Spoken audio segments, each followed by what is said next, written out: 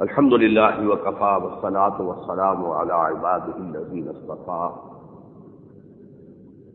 خصوصا على أفضلهم وخاتم النبيين محمد الأمين وعلى آله وصحبه أجمعين.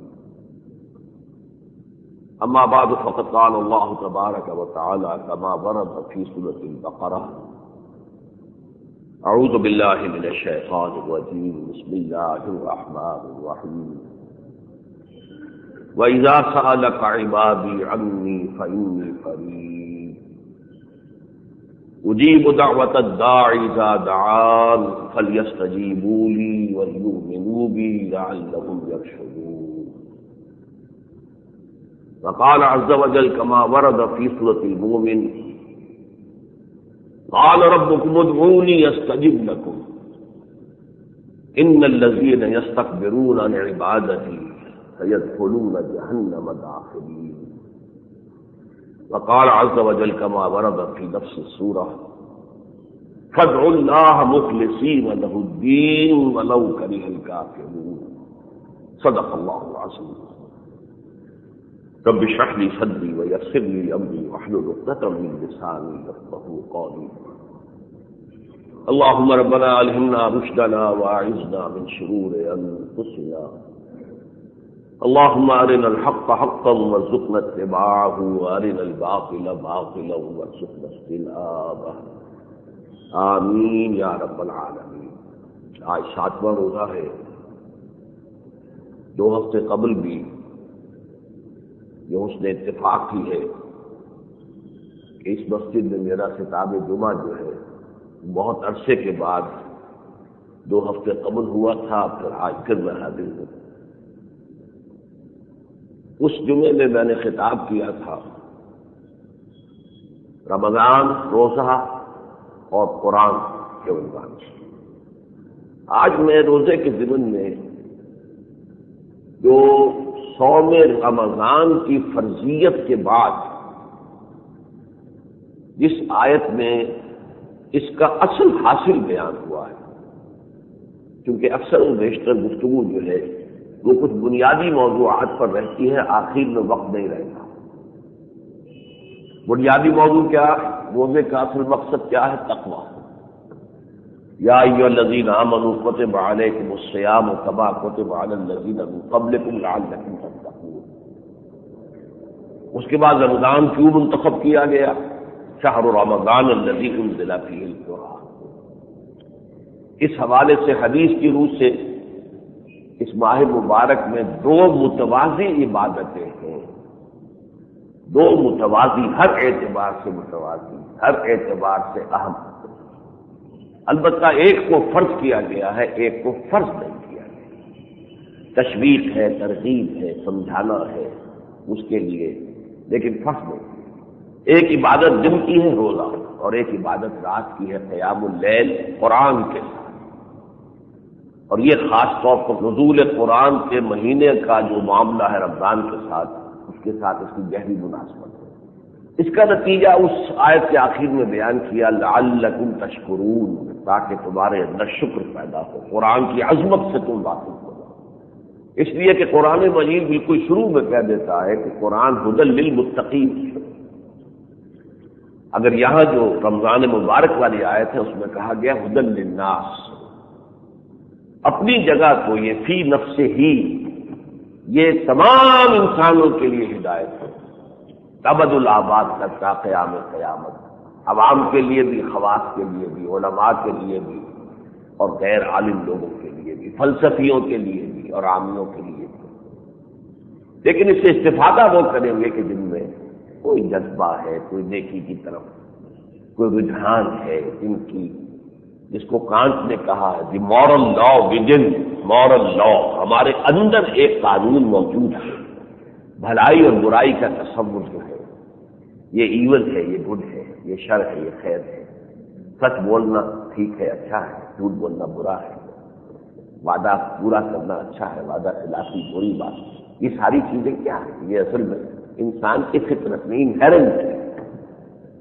یہ مورل لا جس کا بیدار ہوگا، اخلاقی حص بیدار ہوگی، وہ قرآن سے استفادہ کر سکتا ہے.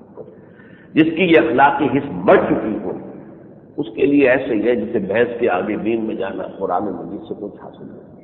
اچھا ہم اس سے اور بھی زیادہ محروم ہیں، کیونکہ ہم چاہے رات کو تراویح کی 20 رکعتیں پڑھ لیں، جیسا کہ عام ہے، میں بیان کر چکا ہوں کہ عوام کے لیے تو وہی حضرت عمر رضی اللہ تعالی عنہ کے اجتہاد کی روح سے یہی ہے، عشاء کی نماز کے بعد متصلاً 20 رکعتیں جو ہے اس میں قرآن مجید آپ سن لیں، سارا قرآن جو ہے وہ آپ پورے مہینے میں سن لیں۔ تو یہ بھی ان کے لیے تو کہ جن کی زبان عربی ہے ان کے لیے تو اس سے استفادہ ہو گیا، پورے قرآن سے وہ گزر گئے، اور قرآن کا نزول ان پر ہوتا ہے۔ جن میں روزہ رکھا اس سے کچھ تھوڑی سی تقویٰ کی جو بھی رمق حاصل ہوئی، جو مقدار ملی، اس کو لے کر کھڑے ہو گئے، اب قرآن کی بارش ہو رہی ہے، اور وہ چونکہ عربی زبان ان کی مادری زبان ہے، ان کے ذہن اور قلب میں اترتا چلا جا رہا ہے۔ ہم اس سے محروم ہیں، اسی کی ہم نے تلافی کی ہے یہ دورہ ترجمہ قرآن کسی درجے میں کہ پہلے وہ 4 رکعتوں میں جو کچھ پڑھا جانے والا ہے پہلے اس کا ترجمہ، آپ کی کوئی تشریح سن لیں، پھر کھڑے ہو جائیں، تو کچھ نہ کچھ تو ٹریکل ڈاؤن کرے گا نا۔ ابھی سنا ہوا ہے ترجمہ، اس سے قرآن کی عظمت واضح ہوگی۔ تو میں نے عرض کیا تھا کہ شکر جو ہے اسی نعمت کی وقت اور قیمت اور قدر جو ہے اس کے ادراک کے پروپورشن ہوتا ہے۔ ایک بچے کے ہاتھ پر ہیرا رکھ دیجئے، اسے کیا پتہ یہ کیا ہے، وہ سمجھے گا یہ بھی کوئی کانچ کا ٹکڑا ہے، بس اللہ اللہ کرتا ہے، تو اس کے قلب سے اس کیا شکر نکلے گا۔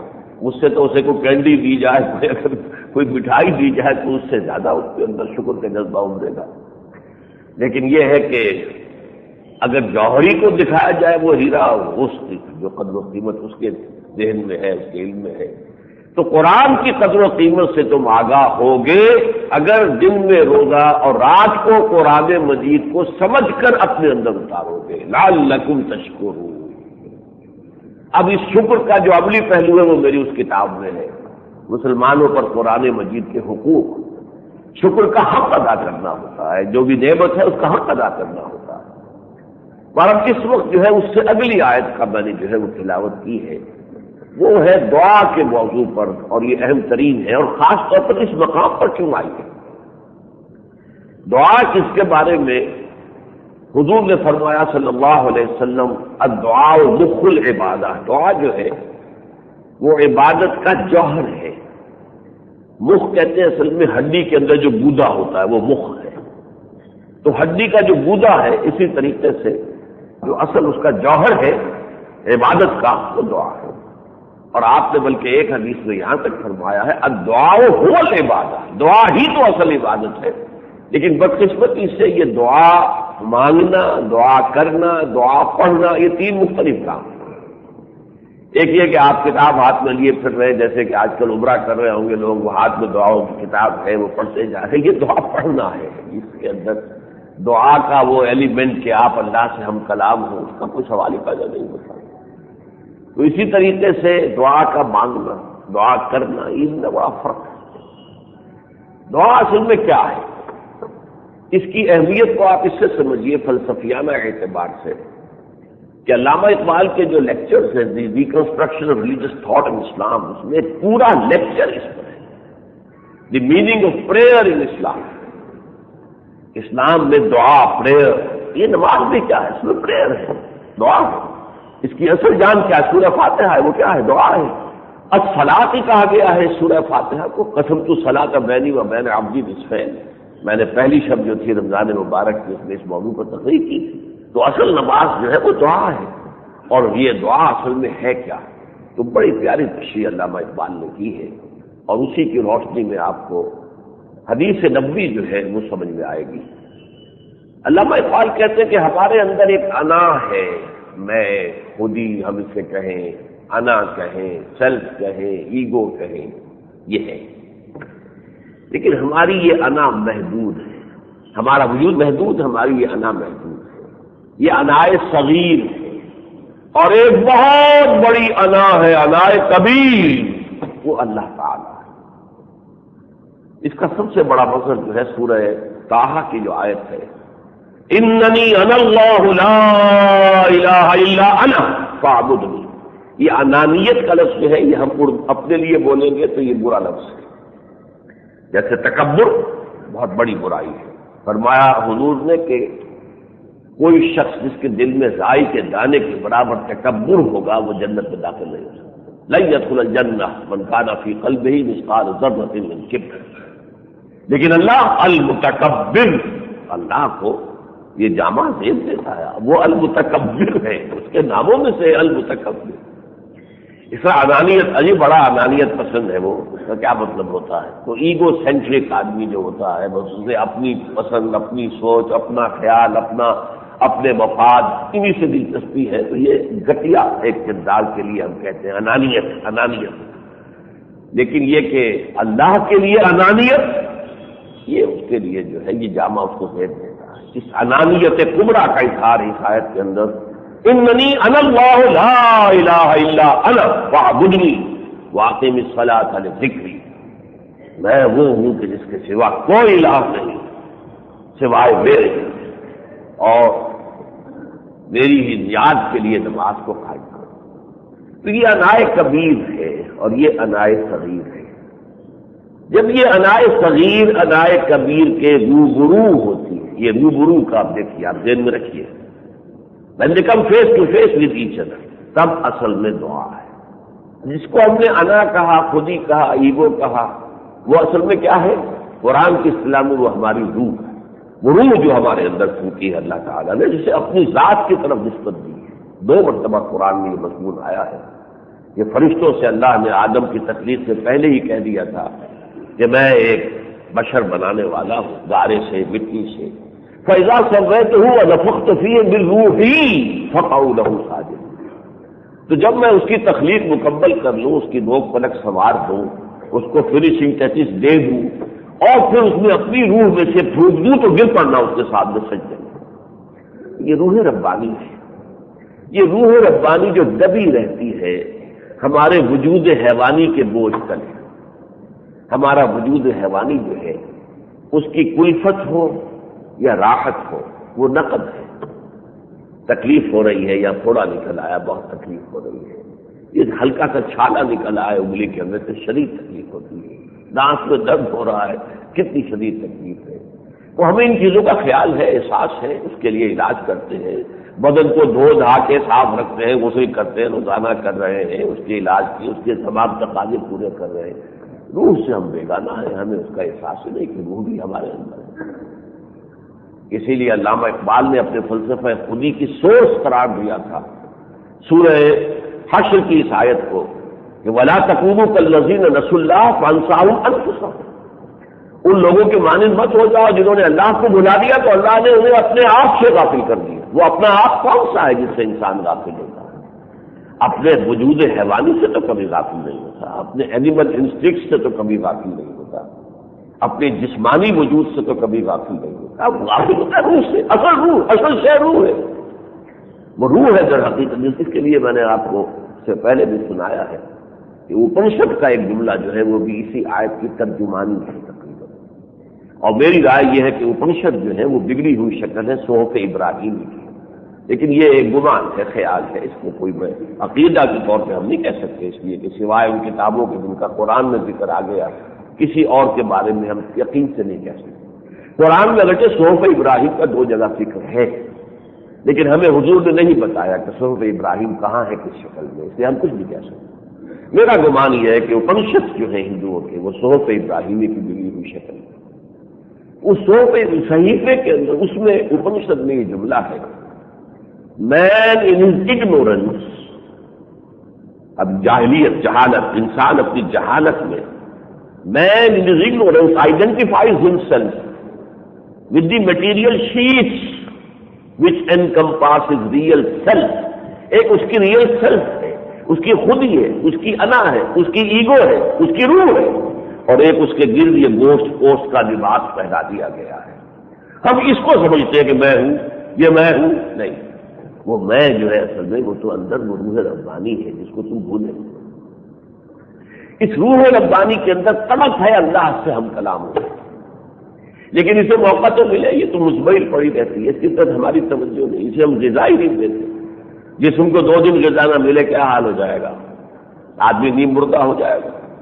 لیکن اس ہم روح کو غذا دیتے ہی نہیں، تو وہ نیم مردہ پڑی رہتی ہے، بے ہوش پڑی رہتی ہے یا مر جاتی ہے. اگر کوئی بہت ہی تکبر کا اس کے اوپر لبادہ آ جائے مزید دل کے اوپر تو پھر وہ مر جاتا ہے۔ ابو جہل کی روح بڑھ چکی تھی، اب ابو جہل کا صرف حیوان زندہ تھا۔ ہم میں سے ہر ایک میں ایک حیوان انسان بھی ہے اور ایک روح ملکوتی والی ہماری جو شخصیت ہے، یہ دونوں مل کر انسان بنتے ہیں۔ خوب کہا ہے شیخ سعدی نے، آدمی زیادہ طرفہ معجون از فرشتہ سرشتہ وز حیوان۔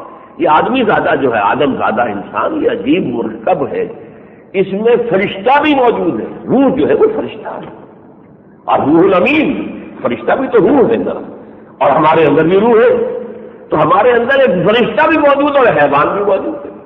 وہ حیوان انسان اور وہ روحانی انسان دونوں مل کر انسان بنتے ہیں۔ حیوان انسان کی ہمیں فکر رہتی ہے، اس روحانی انسان کی ہمیں کوئی فکر نہیں رہتی، لیکن روزے کے اس پروسیس کے ذریعے سے کچھ وہ حیوانیت کا دباؤ اس روحانیت پر کم ہوتا ہے، تو وہ سے ایک ریلیف سی ملتی ہے۔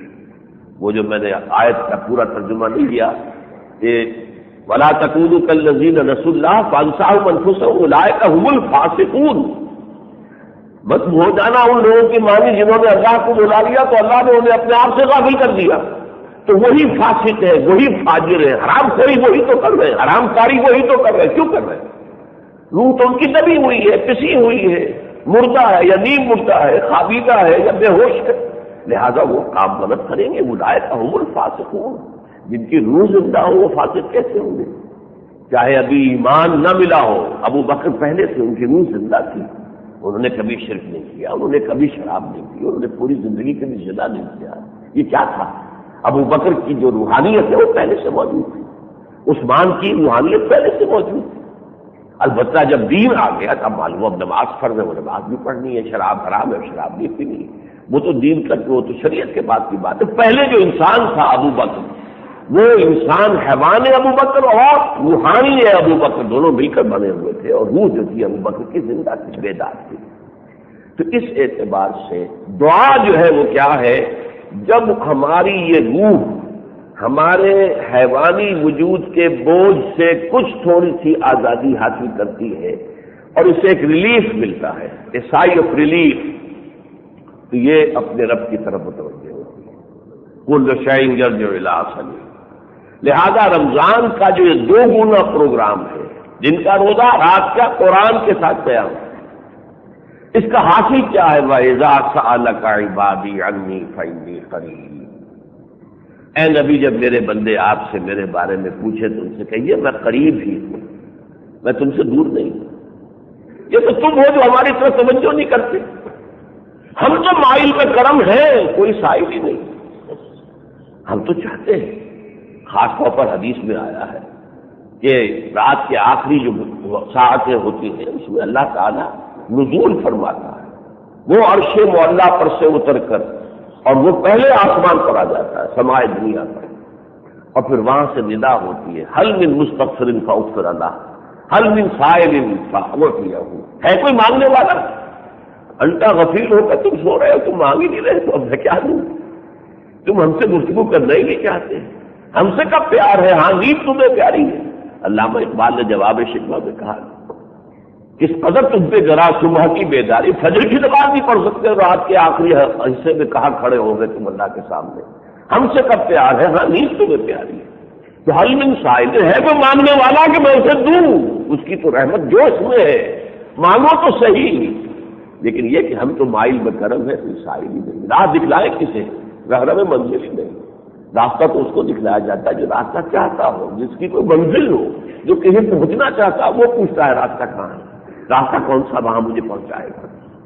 یہ ہے اصل میں دعا، انائے صغیر کا انائے کبیر کے روبرو ہو کر ہم کلام ہونا، اور اسی کو پھر حدیث میں کہا گیا ہے الصلاۃ معراج المومنین۔ اب نماز کی حقیقت تو سمجھا آپ نے، معراج میں حضور کا براہ راست مکالمہ ہوا ہے اللہ کے ساتھ، براہ راست مکالمہ۔ یہی براہ راست مکالمہ نماز میں ہو سکتا ہے اگر تم نے صرف اٹھک بیٹھک نہیں کی ہے اور صرف جو ہے ریچول کے طور پر اسے ادا نہیں کیا ہے۔ یہ نماز تو معراج ہے، اس میں تو اللہ سے گفتگو کرتے ہیں۔ پہلے آپ غائب کے صیغے میں اس کی مدح کرتے ہیں، الحمدللہ رب العالمین الرحمن الرحیم مالک یوم الدین۔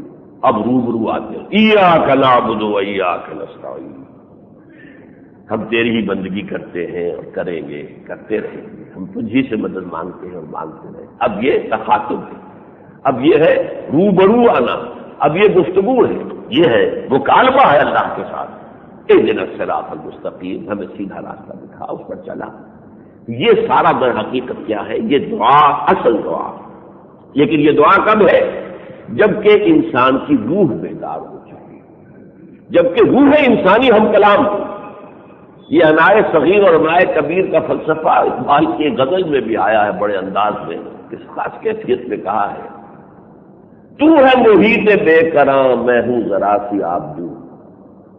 محیط بے کراں، بحر الطاحل سمجھ لیجئے، سب سے بڑا سمندر وہی ہے، لیکن اس کا بھی کوئی حد ہے، اس کی جو ہے مشرقی حد امریکہ بن جائے گی اور مغربی حد جو ہے وہ چین بن جائے گا، حد تو ہے، لیکن اے اللہ تو محیط بے کراں ہے، تو ایسا سمندر ہے جس کا کنارہ ہے ہی نہیں۔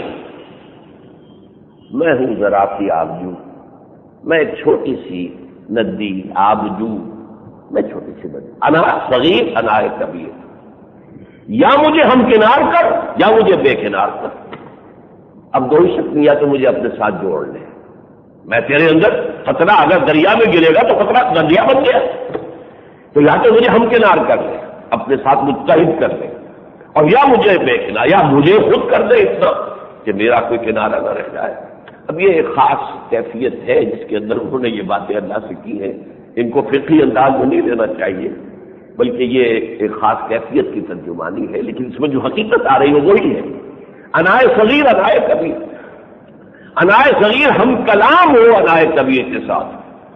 اسی لیے انی وجہت وجہی للذی فطر السماوات والارض حنیفا، نماز کا جو ہے آپ افتتاح کریں ان الفاظ کے ساتھ کہ میں نے اپنی توجہ کر لی ہے، اپنا چہرہ کر لیا ہے، ترجمہ ہم کر دیتے ہیں ہم نے، میں نے اپنا رخ کر لیا ہے، لیکن میں نے جو لفظ میں نے اپنی توجہ مرکوز کر لی ہے۔ یہ چونکہ توجہ کے لفظ کو ہم خوب سمجھتے ہیں، چہرہ جو ہے رخ کر لینا تو بس ایسا کہ قبلہ رخ ہو گئے، نہیں، میری اب توجہ جو ہے پوری کی پوری اس ذات کی طرف ہے جس نے آسمان اور زمین کو پیدا کیا، اور باقی کائنات سے کٹ کر علیحدہ ہو کر، کوئی آ کر سلام بھی کرے گا جواب نہیں دے سکتے اس کا، آپ بات نہیں کر سکتے، سب سے کٹ جائیں گے۔ انی وجہت وجہی للذی فطر السماوات والارض حنیفا وما انا من المشرکین، یہ ہے دعا۔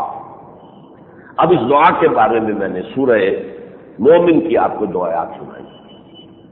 اللہ کی شان یہ ہے کہ وہ کہتا ہے مجھ سے مانگو۔ حدیث میں آیا ہے انسانوں سے نہ مانگو، اس لیے کہ انسانوں سے جب کچھ مانگا جاتا ہے تو انہیں گراں نہیں ہوتا، کیوں مانگ رہا مجھ سے؟ اس سے مانگو جو کہتا ہے کہ مانگو، اس سے تم مانگتے نہیں، اس پر ایمان ہو تو مانگو گے نا اس سے، اس پر یقین ہو تو مانگو گے نا اس سے، اس کے اومنی پریزنٹ ہونے کا یقین ہوگا تو مانگو گے نا۔ اسی لیے دعا کے لیے میں قریب ہوں، نحن اقرب الیہ من حبل الورید، ہم تو انسان سے اس کی جگہ جہاں سے بھی قریب تر ہیں، ہم دور تو نہیں ہیں۔ اس کا وہ پہلو میں اس جمعے میں بیان کر چکا ہوں کہ یہ انسانی حقوق کا بہت بڑا میگنا کارٹا ہے، انسان کو آزادی دلانا۔ پوری انسانی تاریخ کے اندر دو طرح کی ایکسپلائٹیشن ہوئی ہے انسان کی، پولیٹیکل ایکسپلائٹیشن، بادشاہ بیٹھا ہوا ہے، تم نے خراج دینا ہے، کھیت تم جوتو گے، اس میں ہل تم چراؤ گے، اس میں بیج تم ڈالو گے، اس کو پانی تم دو گے، فصل تم کاٹو گے، لیکن فصل کا لائن شیئر جاگیردار لے جائے گا، اس میں سے ایک حصہ بادشاہ کو پہنچائے گا، ایک ہفتے بعد۔ یہ ایک ایکسپلائٹیشن۔ اب اس سے فوجیں کھڑی کرے گا وہ بادشاہ کہ اگر ذرا کسی نے بغاوت کری، کئی کسانوں نے بغاوت کر دی تو کچل دیا جائے۔ یہ بیٹھا ہوا کرگے پر جو کپڑا بن رہا ہے ٹیکس ہے، اگر ٹیکس نہیں دے گا تو کچل دیا جائے گا۔ لیجنز کھڑی، رومن لیجنز، ایرانین آرمیز کھڑی ہوئی ٹریک، لہذا you have to be subdued. مانگو ہر بات۔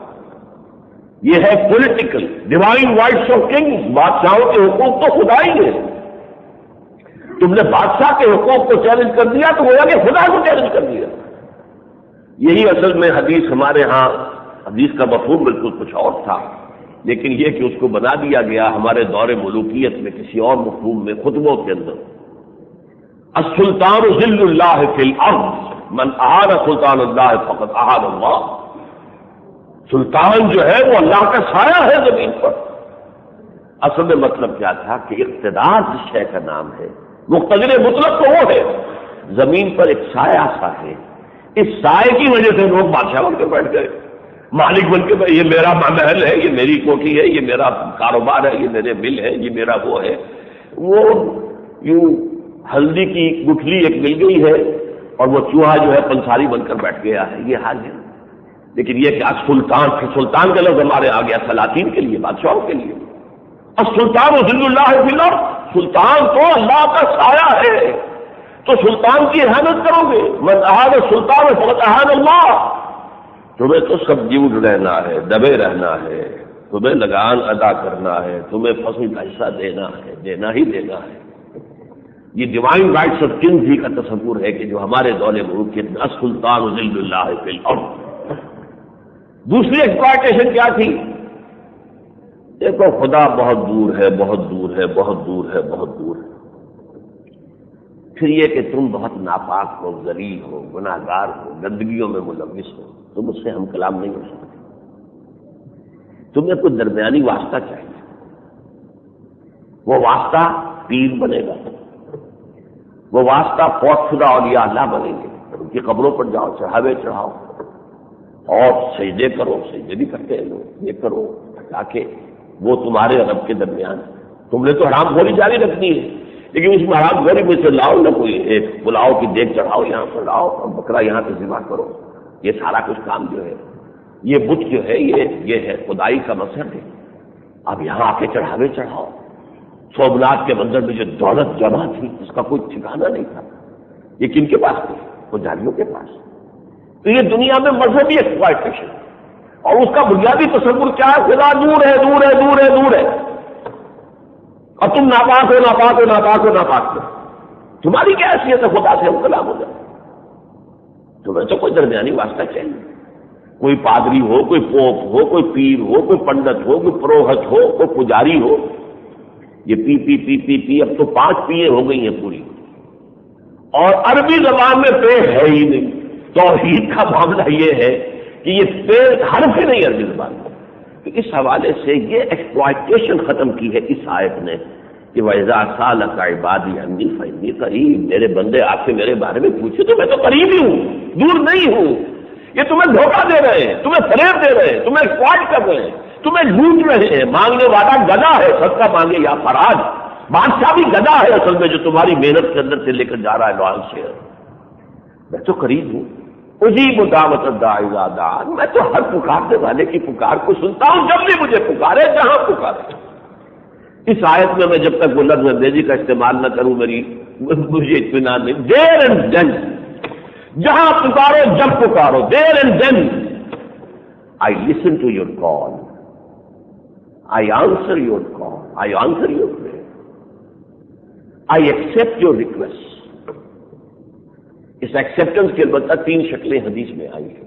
حضور نے فرمایا کوئی دعا جو ہے وہ بے نتیجہ نہیں ہوتی، لیکن اس کے نتیجہ خیز ہونے کی 3 صورت. یا تو اگر وہی شے جو تم مانگ رہے ہو تمہارے حق میں اللہ کے علم میں بھی مفید ہے تو وہی دے دے گا. اور اگر یہ نہیں ہے تم مانگ رہے ہو لیکن تمہیں نہیں معلوم ہے کہ تمہارے لیے اچھی چیز نہیں ہے، مفید نہیں ہے، تو اللہ تمہیں کوئی اور چیز جو اچھی ہوگی پھر واقع وہ دے دے گا. اور یہ بھی نہیں تو یہ دعا تمہارے لیے توشہ آخرت بن جائے گی، آخرت میں اس کا اجر و ثواب تمہیں مل جائے گا. لہذا دعا جو ہے وہ منفعت سے خالی کسی حالت میں بھی نہیں، لیکن وہ دعا ہو، قلب کی گہرائی سے نکلی ہو. اور قلب کا وکیل کون ہے؟ روح. وہ روح ہم کلام ہو، وہ انائے صغیر انائے کبیر کے روبرو آ کر گفتگو کرے، وہ ایک معراج کی کیفیت انسان کو حاصل ہو، تب وہ دعا. وَإِذَا سَأَلَكَ عِبَادِي عَنِّي فَإِنِّي قَرِيبٌ أُجِيبُ دَعْوَةَ الدَّاعِ إِذَا دَعَانِ. لیکن اس کا ایک دوسرا پہلو بھی ہے، فَلْيَسْتَجِيبُوا لِي. It's not going to be a one-way traffic. چاہیے کہ وہ بھی میرا کہنا مانے، میری بات سنو، میری پکار سنو. میں کیا کہہ رہا ہوں، میں نے کس شے کو حرام کیا ہے، تم سنتے ہی نہیں. گلوبی سوچ کے اندر، تو یہ ون وے ٹریفک نہیں چلے گا۔ اللہ کے ساتھ جس کو آپ کہتے ہیں bilateralism, bilateral relationship ہے۔ فرمایا فاذکرونی اذکرکم، مجھے یاد کرو میں تمہیں یاد کروں گا۔ اور حدیث میں آتا ہے میرا بندہ مجھے کسی مجلس، میرا بندہ جب مجھے اپنے جی میں یاد کرتا ہے، اللہ کی مدد کرو گے تو اللہ تمہاری مدد کرے گا۔ کیوں کرے گا مدد؟ مانگتے رہو، دعائیں تمہیں پیس کے رکھ دے گا۔ اور اس نے رکھا۔ 67 کی وار میں کیا ہوا؟ مصر کو شکست دی، سینائی پیننسولا لے لیا، شام کو شکست دی، گولان ہائٹس لے لیے، اور جارڈن سے پورا ویسٹ بینک بھی لے لیا۔ یہ تو پورا کا پورا جو ہے جارڈن کا حصہ تھا، پورا یروشلم مسلمانوں کے پاس۔ 1967 میں ہمارے ہاتھ سے نکل گئے، جیسے 1099 میں نکلا تھا اور کروسیڈرز نے، صلیبیوں نے اس پر قبضہ کر لیا تھا۔ 88 برس کے بعد صلاح الدین ایوبی نے اسے بازیاب کیا ہے۔ آج وہ نکلا ہے سن 67 سے۔ اب آپ دیکھ لیجئے 33 اور 4 37 برس ہو گئے ان کے قبضے میں یہود۔ تو یہ تو ہوگا تمہاری دعا ہم نہیں قبول کریں گے۔ یہ چلے گا دو طرفہ، فلیستجیبوا لی ولیؤمنوا بی، مجھ پر اپنا ایمان اور یقین پختہ رکھیں، لعلہم یرشدون، اسی سے رشد، آخری کامیابی، بڑی کامیابی، حقیقی کامیابی اگر حاصل ہوگی تو اس طور سے دعا کریں۔ اب میں آپ کو بتا رہا تھا کہ سورہ مومن میں فرمایا قال ربکم ادعونی استجب لکم، تمہارا رب کہتا پکارو مجھے، مانگو مجھ سے، میں تمہاری دعائیں قبول کروں گا۔ ان الذین یستکبرون عن عبادتی سیدخلون جہنم داخرین، یقیناً وہ لوگ جو میری عبادت سے بربنائے تکبر، اعراض کرتے ہیں، وہ جہنم میں داخل ہوں گے ذلیل ہو کر۔ یہ دیکھیے لفظ یہاں عبادت اور دعا اس کو جوڑ دیا گیا ہے۔ یہ بالکل عبادت میں نے کہا تھا نا، حدیث میں آیا ہے عبادت کا جوہر کیا ہے؟ وہ دعا۔ دعا بالکل عبادت، دعا ہو عبادت، دعا ہی تو اصل عبادت ہے۔ تمہیں یقین ہے کہ ایک سننے والا اللہ ہے، دیکھنے والا ہے، وہ میرے حالات سے واقف ہے، وہ میری مصلحت مجھ سے زیادہ جانتا ہے، اور وہ میری ہر تکلیف رفع کرنے پر قادر ہے۔ یہ یقین ہوگا تو دعا قلب سے نکلے گی نا۔ تو دعا وہ خود عبادت، اور دعا ہو عبادت۔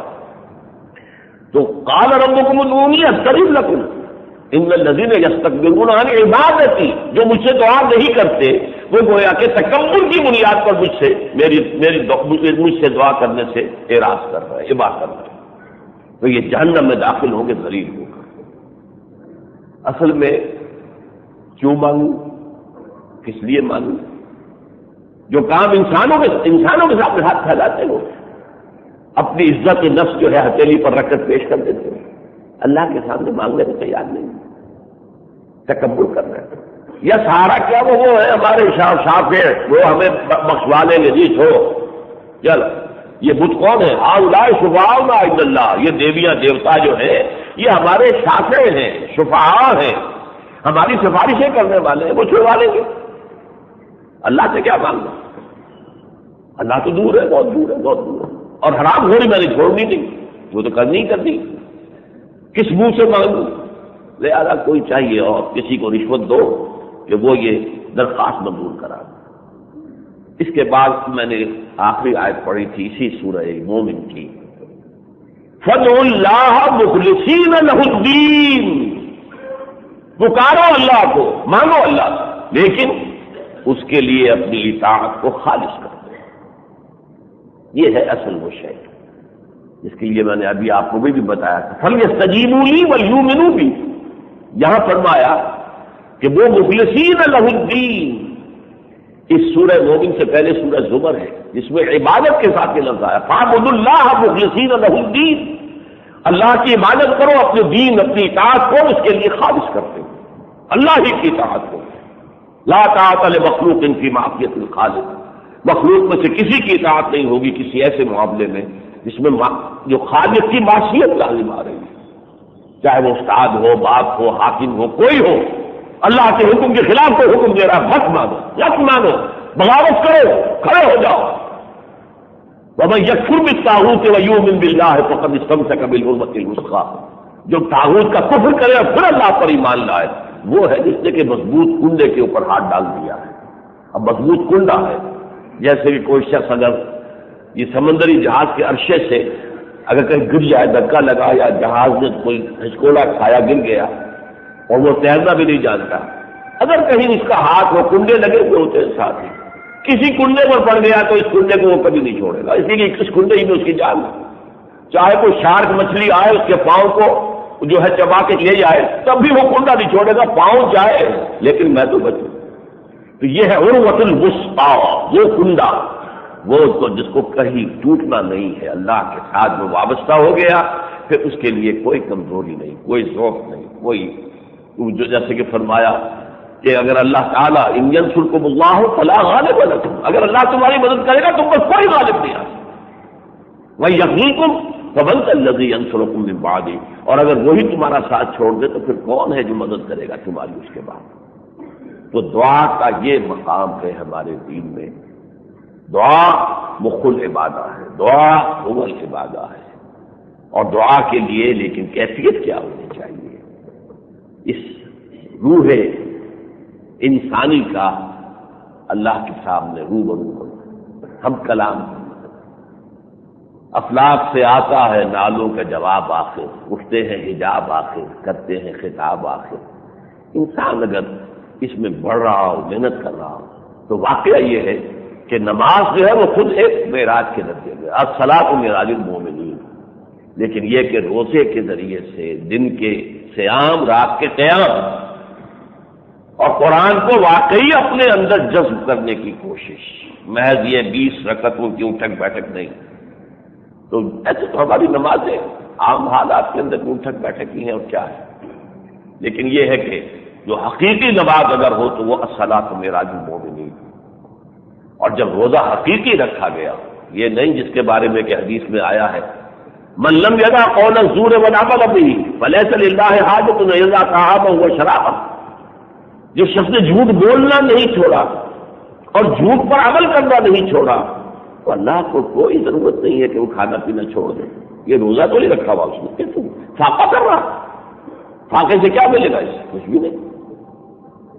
کم من صائم لیس لہ من صیامہ لجوع، حضور حق فرماتے کتنے ہی روزے دار ایسے ہیں جنہیں اپنے روزے سے سوائے بھوک کے اور کچھ نہیں ملتا، بھوک اور پیاس ہی اور کچھ نہیں، نہ کوئی ثواب ہے نہ کوئی اجر. روزہ تو رکھا ہی نہیں اس نے، روزہ کہاں ہے؟ وہ روزے کی حالت میں سودی کاروبار کر رہا ہے، عین روزے کی حالت کے اندر رشوت دے رہا ہے یا لے رہا ہے، عین روزے کی حالت میں جھوٹ بول رہا ہے، دھوکہ دے رہا ہے، فریب کا کاروبار کر رہا ہے. تو روزہ کہاں ہوا ہے؟ یہ روزہ ہے؟ روزہ تو چاہتا ہے کہ باقی 11 مہینوں میں تم حرام سے بچو، اس وقت تم حلال پر کو چھوڑ کر بیٹھے ہوئے ہو. لیکن اگر تم اس وقت بھی حرام میں لگے ہوئے ہو تو یہ بھوک اور پیاس ہے، تم اس کے سوا کچھ حاصل ہو. کم من قائم لیس لہ من قیامہ الا السحر، اور کتنے ہی راتوں کو کھڑے رہنے والے ایسے ہیں جنہیں اپنے قیام سے سوائے بے خوابی کے اور کچھ حاصل نہیں ہوتا. انگریز اسے آپ پنجابی انیندرا کہتے ہیں، وہ انیندرا تو آ گیا، نیند آپ کی ضائع ہو گئی، ملا کچھ نہیں، کیا ملا؟ تو اللہ تعالی ہمیں رمضان مبارک کی صحیح برکات سے اور ہماری اس اندرونی انا، ہماری اصل شخصیت، ہماری وہ خودی، ہماری سلوک کو بیدار کر دے، جس میں پیاس ہے اللہ تعالیٰ کی طرف متوجہ ہونے کی. اور یہ روح انسانی کا اللہ کی طرف متوجہ ہو جانا اور پھر اس سے مانگنا، یہ ہے در حقیقت عبادت کا جوہر، عبادت کی روح. بارک اللہ لی و لکم فی القرآن العظیم ونفعنی وإیاکم بالآیات والذکر